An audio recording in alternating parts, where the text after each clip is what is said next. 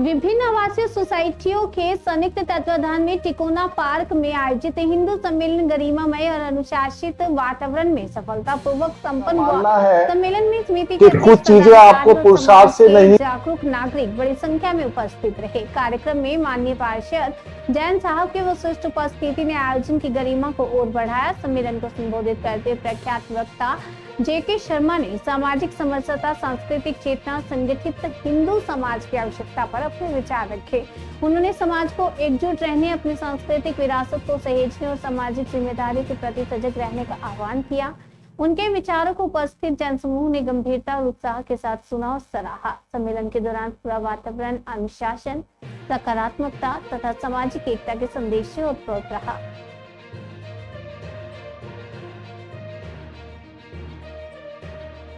घटनाएं होती हैं वो वर्तमान की नींव ही नहीं रखती हैं, वो भविष्य में आने वाले भविष्य का मार्गदर्शन भी करती हैं।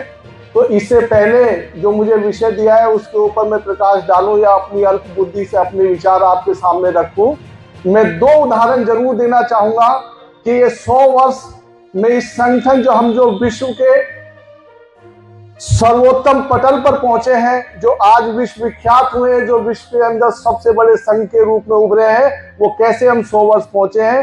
हाल ही में हमने विधानसभा के अंदर देखा कि हमारे एक राज्यसभा के member of parliament Sadanand master ji की कथा सबको सुननी चाहिए, सबको देखना चाहिए, उनका इतिहास सबको पढ़ना चाहिए। ये घटना, जैसे मैंने पहले कहा कि इतिहास जो होता है वो इतिहास पढ़ने वालों के लिए, चिंतन वालों के लिए केवल इतिहास पढ़ने की विषय वस्तु या शब्दों का जादूगरी नहीं होती है, वो आपके वर्तमान को भी सुदृढ़ करेगा और आपके भविष्य को भी बनाएगा। ये घटना है 1944 की। मैं क्यों कहना चाहता हूं, क्योंकि हर आदमी को इस घटना को पढ़ना चाहिए और उससे प्रेरणा लेनी चाहिए कि आज हम जब मां भारती के सामने खड़े हुए हैं तो ये ऐसे ही आसान उत्सव में नहीं खड़े हुए, इसके लिए हमने बहुत संघर्ष किया है। घटना 1944 की कन्नूर डिस्ट्रिक्ट की है, जो केरला में पड़ता है। सदानंद मास्टर जी हमारे परम प्रिय, परम श्रद्धेय हरदिल अजीत जब एक मां भारती की सेवा करके सड़क से जा रहे थे तो कुछ सीपीआई के व्यक्तियों ने उनके ऊपर, कुछ अराजक तत्वों ने उनके ऊपर अटैक किया। वो अटैक ऐसा नहीं था, वो अटैक इतना विभत्स था कि उसके अंदर उनकी दोनों पैरों को घुटने से दोनों पैरों को काट दिया गया। उनकी कोई ऐसी आशा नहीं थी कि वो जीवन को बच जाएगा या वो जीवन को प्राप्त कर लेंगे। उनके एक साथी थे जो वो भी मां भारती के सेवक थे, संघ के सेवक थे, वो उनको हॉस्पिटल लेके गए और उनके जो वाक्य थे वो सबको सुनने चाहिए। उन्होंने उनकी गोद में कहा कि ये शरीर नश्वर है, ये रहे ना रहे, संघ चलता रहना चाहिए, संघ की व्यवस्था चलती रहनी चाहिए। ऐसी व्यवस्था को हमने स्थापित किया है। ये 100 वर्ष की व्यवस्था ऐसे ही नहीं आई है। आज हम बैठे हुए हैं, आज हम एचआरसी के प्रांगण में बैठे हुए, इतने सुरक्षित हम नहीं थे जब इस संघ की स्थापना हुई थी या संघ की यात्रा हुई थी। दूसरा उदाहरण मैं देना चाहूंगा, इससे पहले कि मैं ये 5 सूत्रों पे अपने विचार रखूं। दूसरा उदाहरण आप देखिएगा, क्योंकि जो मैं बात कह रहा हूं उनको सत्यापित करने के लिए आपको इतिहास का अवलोकन करना पड़ेगा, इतिहास का कठिन से कठिन सघन अवलोकन करना पड़ेगा। दूसरा उदाहरण मैं बताता हूं, हमारे परम श्रद्धेय डॉक्टर साहब का, जब अटल बिहारी जी के साथ डॉक्टर श्यामा प्रसाद मुखर्जी कश्मीर के लिए जा रहे थे, क्योंकि उस समय जो आज हम कश्मीर देखते हैं, हम में से बहुत सारे हमारे भाई बहन, हमारे माता पिता, मेरे अग्रज, मेरे अनुज आज कश्मीर जाते हैं। हालांकि इतना सेफ आज भी नहीं है और बिना रोक टोक के सीधा एयरपोर्ट पर उतरते और सीधे चले जाते। पहले ऐसी व्यवस्था नहीं थी। पहले आपको इंडियन पासपोर्ट लेके जाना पड़ता था और कश्मीर एक ऐसी व्यवस्था का हिस्सा था जहां पर ऐसा लगता था कि आप कश्मीर में अपने देश के अभिनींग, अपने देश के मुकुट में नहीं जा रहे हैं, आप ऐसी जगह जा रहे हैं, आप विदेश में जा रहे हैं। वहां पर पासपोर्ट लेके जाना पड़ता था। डॉक्टर श्यामा प्रसाद मुखर्जी पहले ऐसे आदमी थे जो बिना पासपोर्ट के कश्मीर के अंदर गए और उन्होंने परम श्रद्धेय अटल बिहारी वाजपेयी से कहा कि आपको दिल्ली जाना होगा और ये दिल्ली को संदेश देना होगा कि डॉक्टर श्यामा प्रसाद मुखर्जी, मां भारती का सपूत, संघ का सेवक, कश्मीर में बिना पासपोर्ट के अंदर घुस गया है। तो मेरे कहने का मतलब ये है, मेरे जो अपने व्यक्तिगत विचार हैं, ऐसे उदाहरणों को, ऐसे अंगित उदाहरणों से पता पड़ा है संघ। जो लोग कहते हैं कि संघ ने क्या किया है, संघ सत्ता का साथ है या ये है, ऐसा नहीं है। जिन उनका अल्प ज्ञान है ऐसा, तो इसी कारण वो कहते हैं। मैं फिर ये कहना चाहूंगा 100 वर्ष की यात्रा हमने पूरी करी है, लेकिन हमारी यात्रा भी पूरी नहीं हुई है।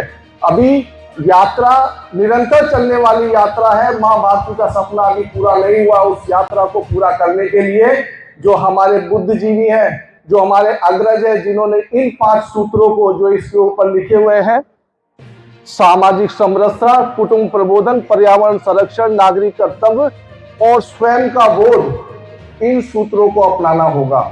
जब भी कोई प्रबुद्ध लोग कोई बात कहते हैं तो उनके सैकड़ों साल का अनुभव होता है, वो उसको एक सूत्र में कहते हैं। ऐसे ही ये सूत्र 5 परिवर्तन के रूप में हमें अपनाने होंगे। अगर मैं बात करता हूं पहले सूत्र की, जो सामाजिक समरसता का सूत्र होता है, आज की डेट में इंफॉर्मेशन बहुत आसानी से आप सबके सामने उपलब्ध है।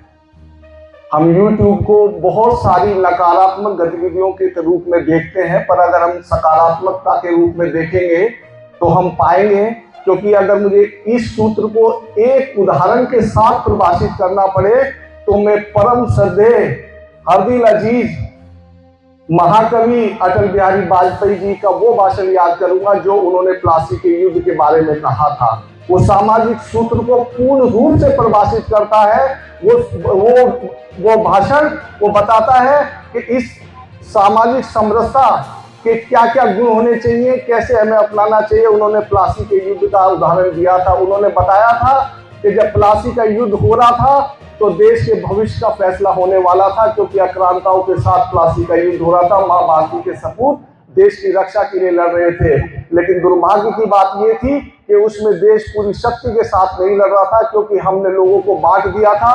और बांटा किस वजह से था कि आप युद्ध नहीं लड़ सकते, केवल ये लड़ सकता है, ये नहीं लड़ सकता।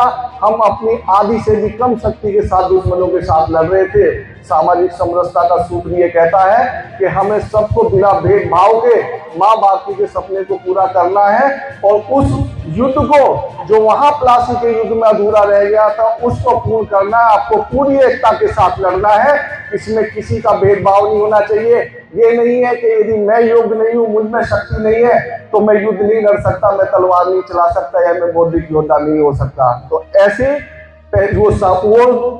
वो वीडियो हर आदमी को देखना चाहिए। वो मेरा पहली परिभाषा, मेरा अपना व्यक्तिगत विचार है, क्योंकि मेरे में वो ज्ञान नहीं जो मैं इस सूत्र को परिभाषित कर सकूं। पर हाँ, मैं उस सूत्र से शिक्षा जरूर ले सकता हूं जो हमारे अग्रज परम पूज्य अटल बिहारी वाजपेयी जी ने हमें दी है। उसके आधार पर मैं आगे का रास्ता तय कर सकता हूं, मैं आगे माँ भारती की सेवा कर सकता हूं। वो मेरा पहला वो था।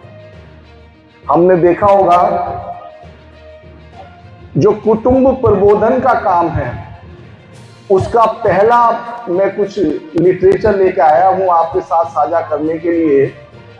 कुटुंब प्रबोधन का पहला कार्य हम सबने सुना है, क्योंकि हम सनातनी हैं, कि माता जो होती है वो आपकी पहली गुरु होती है। एक पुस्तक लिखी गई,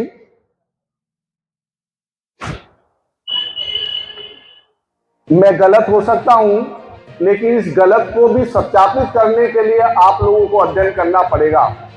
एक पुस्तक लिखी आशुतोष राणा ने राम राज करके, जहां पर राम राज की कल्पना करी। इस पुस्तक को सबको पढ़ना चाहिए, अपने बच्चों को भी पढ़ाना चाहिए। मैंने क्यों कहा कि माता जो है पहली गुरु होती है, जो आपको वो बताती है। 2 उदाहरणों से मैं इसको जो है सत्यापित करूंगा अपने विचार को। जब केकई, माँ केकई श्री राम को बचपन में धनुर्विद्या सिखा रही थी, तो उन्होंने एक एग्जाम्पल सेट किया। उन्होंने एक पेड़ के ऊपर चिड़िया रखी। इसका वर्णन है इस किताब के अंदर, सबको पढ़नी चाहिए। उन्होंने उस चिड़िया को निशाना लगाने के लिए भरत को कहा कि भरत इस चिड़िया को मारो।